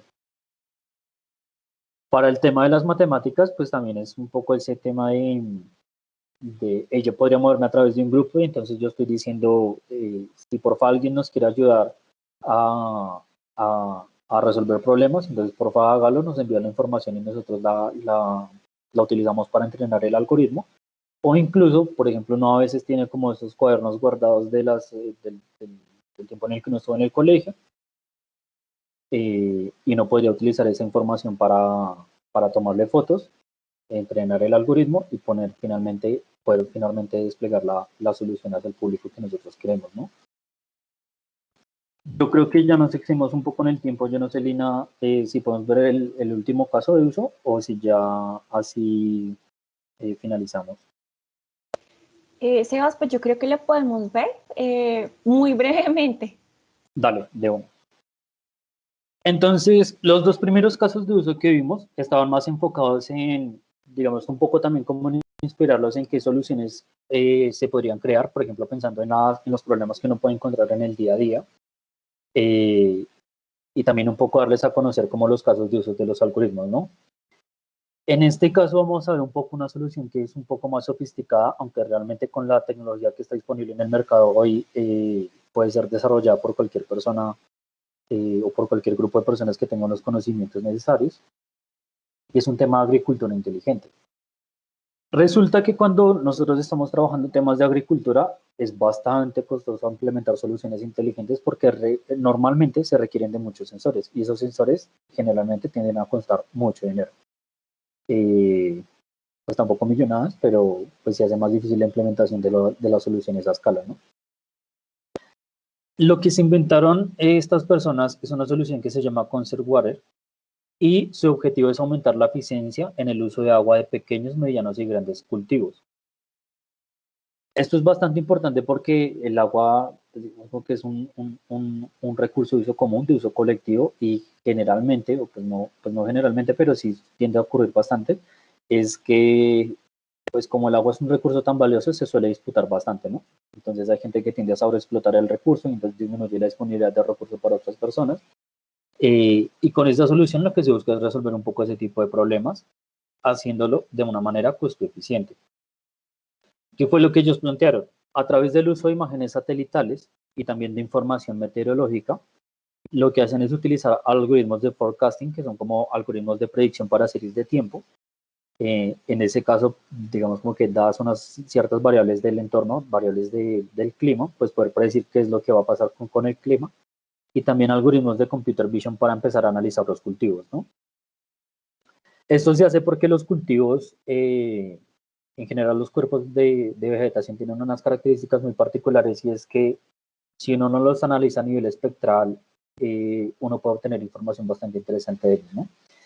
Y en este caso es, por ejemplo, ver la cantidad de agua que hay en el cultivo o la cantidad de agua que las plantas tienen en ese momento. Y eso se hace haciendo unos procesos de computer vision que se llama análisis de imágenes multiespectrales, que realmente suena mucho más complicado de lo que realmente es. Es simplemente unas operaciones entre las imágenes que uno está recibiendo, y combinando esa información que yo estoy capturando del satélite con la información que yo estoy recopilando de los sensores de clima, yo le puedo decir al agricultor de manera muy fácil y muy ágil a través de diferentes canales, vea, para la siguiente semana la cantidad de agua que nosotros estimamos que usted debería usar para su cultivo es de tantos litros. por metro cuadrado, lo que sea. Y para la siguiente semana va a ser tanto, y para la siguiente semana va a ser tanto. ¿Esto qué es lo que hace? Que el agricultor tenga solo que usar el agua que sea necesaria para mantener su cultivo funcionando de manera óptima. Esto aumenta la disponibilidad de recursos para los otros agricultores en la zona, pero además hace que el recurso no sea sobreexplotado, sino pues, que pueda ser usado de manera justa por todos en la comunidad. Y esto genera eficiencias para el agricultor en el sentido en que, por ejemplo, no sé, si tiene que pagar facturas de agua o facturas de electricidad, pues esto también va a hacer que en la medida en que el consumo de agua sea más eficiente, pues los costos de producción van a ser más, digamos, como que también más bajos para el productor y las ganancias o los retornos de su cultivo pues se van a ver como maximizadas. Sebas, por ahí hay una pregunta y es, ¿quién paga por ese servicio? ¿El agricultor o quién? Entonces, ese también es un aspecto importante a tener en cuenta. En este caso, esta solución, pues en la página del proyecto, lo que ellos dicen es que el agricultor debería pagar por la solución. Y la justificación de ese pago es que es una fracción, es apenas una fracción del dinero que se está ahorrando, ¿no? Entonces, digamos como que si normalmente producir me costaba 100.000 pesos, con Serware dice que yo me puedo ahorrar hasta el 30%, es decir, que voy a disminuir mi costo de producción hasta 70.000 y que el servicio, el pago por este servicio es una fracción del dinero que yo me estoy ahorrando. Es decir, que si me estoy ahorrando 30.000, podría pagar 10.000 por la solución. Y pues como que en total la eficiencia o el dinero que yo estoy ganando en utilidad son 20.000 pesos. Y pues digamos como que en este ejemplo que está como un poco cero aterrizado a las estructuras de costos de los cultivos. Pero es bastante importante tener en cuenta, por ejemplo, que no necesariamente tiene que ser el campesino el que debe pagar, dependiendo digamos, del problema que se esté intentando resolver en un momento dado. Yo podría, no sé, agrupar un conjunto de empresas y que a través de programas de responsabilidad social paguen por la solución y que la solución esté disponible, o que sea el mismo gobierno el que se encargue de subsidiar la puesta en marcha de la solución para los campesinos y que pues a medida que el tiempo pase, digamos como que la carga del pago pase de quien está subsidiando, la organización que esté subsidiando, sea el Estado o alguna empresa a través de un programa de responsabilidad social, que paulatinamente vaya pasando el costo al agricultor. Incluso podría ser un modelo mixto en donde parte del servicio está subsidiado y parte del servicio lo paga el agricultor, ¿no? Eso también va a depender en mucha medida de en qué tiempo se espera que se vean los beneficios de la solución al momento de ponerla en marcha y cuál va a ser el valor económico del impacto positivo, ¿no? Entonces, como que no necesariamente debe ser el agricultor quien pague, se pueden crear diferentes modelos, eso ya también un poco depende de la creatividad que uno tenga al momento de plantear el proyecto, pero Conserware está diseñado para que sea el agricultor quien lo pague. Entonces, este es un caso de uso un poco como más sofisticado que está integrando diferentes tecnologías, en este caso, pues, imágenes satelitales, información que viene de diferentes sensores de Internet de las cosas. Como que combinando toda esa información podemos desarrollar una solución que puede ser de gran utilidad para los agricultores.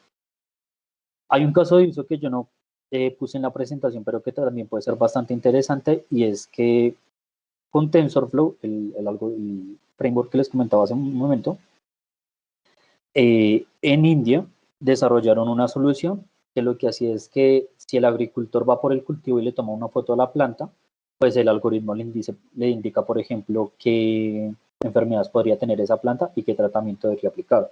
Entonces, digamos como que en un contexto, por ejemplo, el de la sabana de Bogotá, es una aplicación que sería bastante útil para todo tipo de agricultores, incluso no solo en la sabana de Bogotá, sino en general en el agrocolombiano.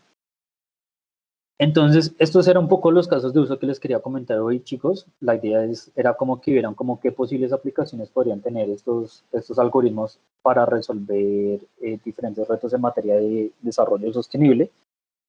Vimos apenas dos casos, un tema de educación, un tema de uso eficiente de los recursos, pero piensen que hay 17 metas, hay 17 objetivos y cada uno de los objetivos tiene diferentes metas en las que nos podríamos empezar a plantear cómo desde la inteligencia artificial podríamos proveer una solución.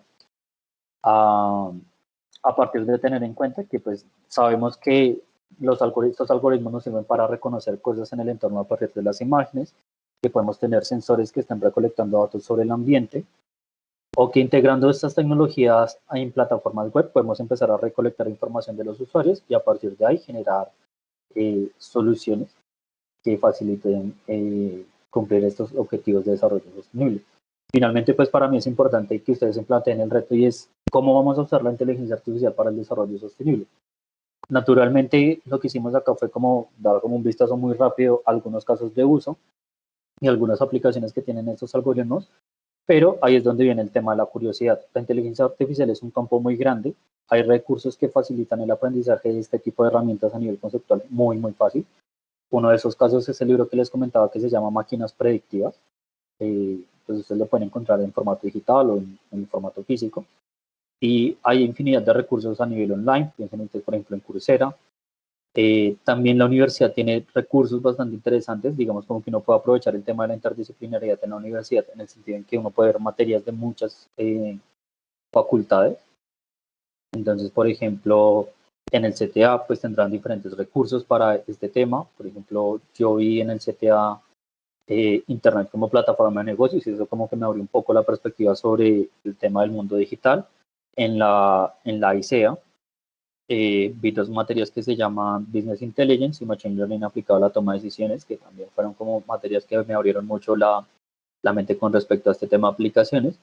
Y pensando en el tema además de cómo plantear los proyectos, de la usabilidad y este tema, hay materias enfocadas en temas de emprendimiento y gestión de proyectos, que son materias que ustedes pueden ver libremente y que de verdad los invito a que si se deciden pues las tomen, porque finalmente adquirir ese conocimiento de diversas fuentes es lo que les va a facilitar empezar a plantear soluciones de este tipo. Tal vez no desde la perspectiva del desarrollo, pero sí entender cómo podemos utilizar la inteligencia artificial para resolver diferentes problemas. Entonces, pues eso era un poco lo que les quería comentar hoy. Si tienen diferentes preguntas o comentarios, pues estamos abiertos a resolverlos. Listo, Sebas, muchas gracias por allí. Había una pregunta que no la había visto de Viviana, creo que es con referencia al tiempo que tarda, ¿cuánto tiempo tardaría una máquina? ¿Cómo es, Viviana, tu pregunta?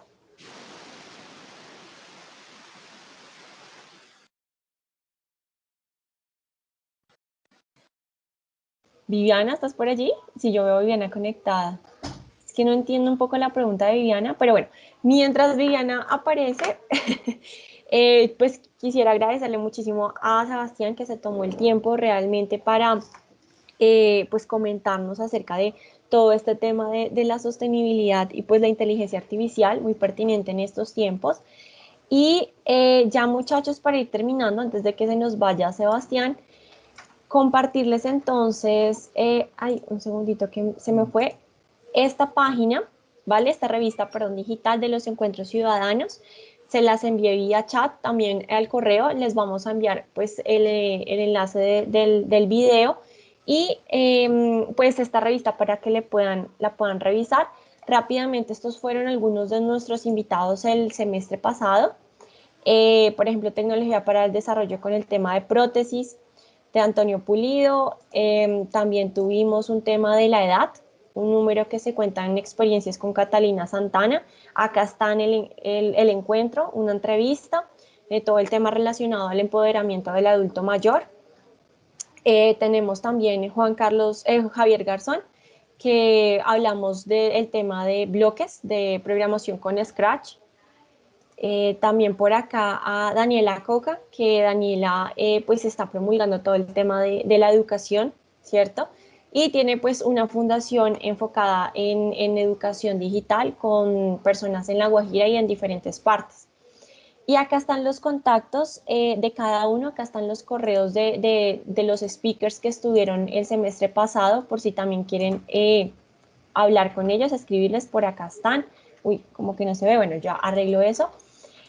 También obviamente Sebastián aparecería en la siguiente edición. Esta es nuestra primera versión de nuestra primera edición en el 2020 y pues va a haber la segunda versión o la segunda edición que va a ser pues todas las personas que nuestros speakers invitados en el 2021. Entonces Si ustedes también tienen se les ocurre a alguien que quisieran invitar o algún tema en específico que quisiéramos que pues charláramos acá, bienvenido. Mi correo pues acá también se los voy a escribir. El contacto de Sebastián también está por allí. Entonces, pues no sé si para finalizar tengan alguna pregunta relacionada a algún tema que tocó Sebastián, si quieren por allí, no sé, hablarles de algún proyecto, bienvenido. Entonces, muchachos, pues realmente estos espacios son para ustedes. No sé si por allí hayan preguntas. Creo que no. Yo sí? tengo una. Dale, Santiago, adelante. Pues digamos también como para concluir, digamos como ese componente ético en materia del aprendizaje que tienen las máquinas, ¿no? O sea, como que hasta qué punto se podría manejar esa ética en la programación. Entonces, bueno, este tema que Santiago nos plantea también es bastante importante. Voy a encenderla como un segundo. ¿Por qué? Porque es que estos algoritmos son bastante potentes, bastante eficientes, pero así como nos pueden ayudar a resolver problemas, digamos, por ejemplo, en materia de sostenibilidad, de una manera que genere un impacto positivo, también pueden ser usados de forma irresponsable, con fines poco éticos. Entonces, ¿qué es lo más importante a la hora de plantearse estos proyectos? Tener en cuenta el alcance que va a tener el proyecto, tener en cuenta los datos que vamos a estar recopilando y tener en cuenta, pues finalmente, cómo vamos a estar usando esos datos con nuestro algoritmo, ¿no? Porque muchas veces no es que uno quiera de pronto generar algún impacto negativo o generar digamos como que algún tipo de pronto de discriminación que pueda surgir con respecto a los algoritmos, pero de pronto uno involuntariamente sí le puede transmitir sesgos al momento de entrenarlos. Y esto, por ejemplo, sucede mucho, pues sobre todo en gran escala. Y habían unos casos en donde aplicaron inteligencia artificial para resolver casos de justicia criminal. Y una de las variables, por ejemplo, tenía que ver con la raza de las personas. Entonces, si la persona era, digamos, como de origen afroamericano, o sea, si era de tez oscura, entonces el algoritmo tendía a clasificarlo automáticamente como si fuese más propenso a ser culpable que una persona de tez blanca, ¿no? Y no es que, digamos, no es como que las personas que desarrollaron el algoritmo estuviesen buscando generar ese tipo de discriminación en la comunidad, sino simplemente fue que a partir de los datos históricos que habían, pues el algoritmo interpretó que una de las características más relevantes para determinar si un caso era pues más propenso a que la persona fuese culpable o no, era la raza de la persona. Entonces, como que la escogencia de las variables al momento de entrenar los algoritmos también es bastante importante, ¿no? En ese caso, pues como que se dieron cuenta y finalmente pudieron corregir la solución, pero pues también eso generó problemas gigantes para el sistema de justicia. Eso fue en Estados Unidos, particularmente creo que en New York,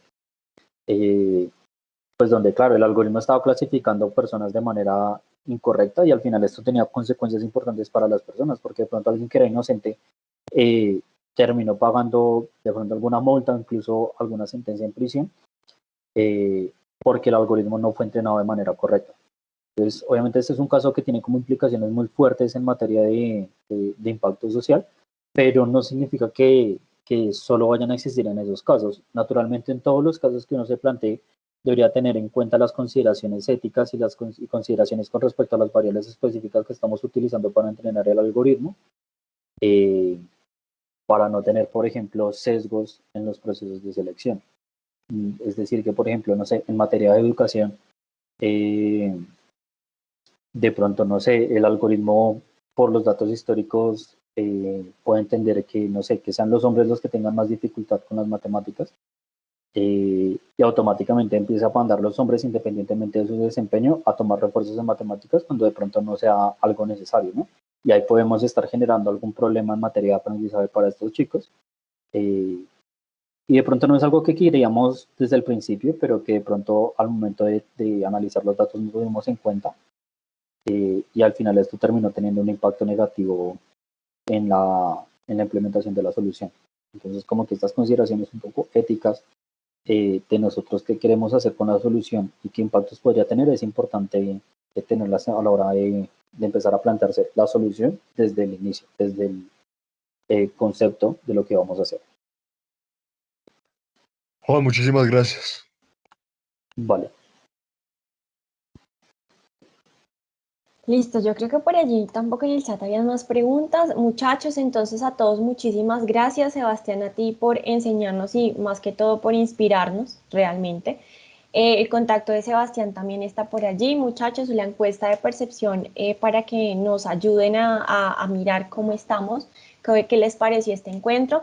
También si tienen algún invitado, quieren postular a alguien, si quieren tocar alguna temática en específico, allí también. Y pues nos vemos entonces en una próxima charla que va a ser en marzo, donde les daremos la pieza de nuestro invitado, ¿no? Les compartiremos toda la información. Entonces, muchachos, muchísimas gracias. Cualquier cosa me pueden contactar. La revista también está y si ustedes, no sé, quieren hacer parte o quieren escribir en la revista, ¿por qué no? Entonces, muchísimas gracias y bueno, hasta una próxima ocasión. Gracias a todos. Gracias, Lina. Hasta luego. Muchísimas gracias a todos por el espacio y que tengan buen día.